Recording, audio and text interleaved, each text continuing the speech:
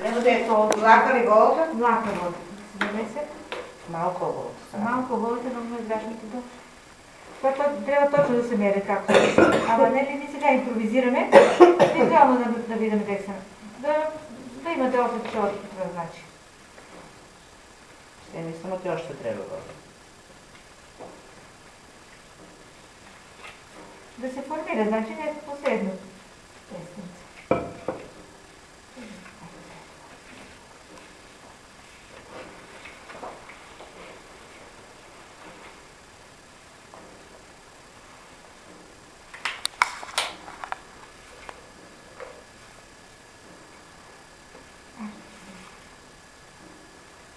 Това е много. Това е по-маленко топче. От 10 грама. Това е много. Топче ли се право? Да. Ще видите. Да, това е голяма количина. Да сме най-малко 20 грама брашно месо.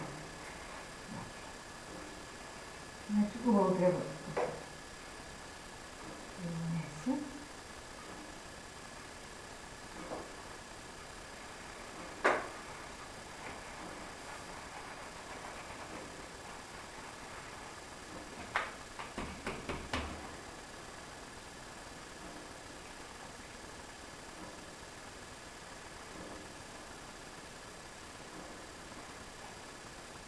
И сега, нали, ако се изпитва професионално, бидейки всеко брашно не прима исто вода, отман и тук се гледа, от и всеко му ставаш иста количина брашно и иста количина вода. Отман се гледа дали сте му по-твърдо, по-меко, отман тук имаш още това брашно прима ли, не прима ли вода.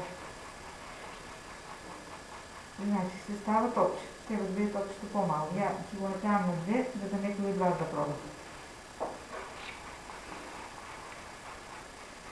И сега трябва да се покрие с остатъчно стакло. Обично с остатък не трябва да се покрива. Че не виж колко е. Не, много за това е. И сега мора малко да отморите. И го покрием така, от ако не се покрие, ти фате коре. И ако ти вземеш да го изпереш, ти не можеш добро да го изплакнеш глутена. Мора така да постои с време и колко време.